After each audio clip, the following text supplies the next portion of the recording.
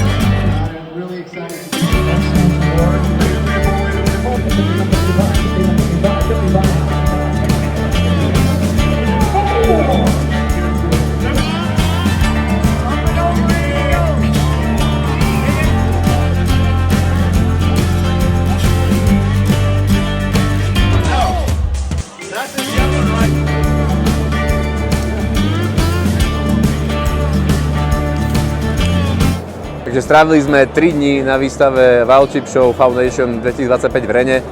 Je to neuveriteľná skúsenosť.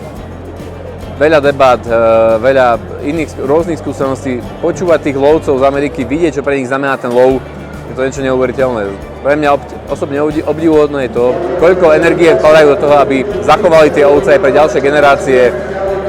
Ale v zásade šerujeme aj s týmito americkými lovcami jednu vec a to je vášeň a vášeň pre lov a ochrana zverí. Takže teším sa na ďalší rok. Pre nás v Hemmingu to bola výborná príležitosť sa odprezentovať na takéto veľkej show, ako je Sheep Show v Rene. Ako vidíte, je to všetko o ovciach, všetci väčšina amerických lovcov sú zbláznení do týchto oviec, čo dokladovalo aj vydraženie jednej licencie na ovcu v hodnote $375,000 a to je iba samotná licencia.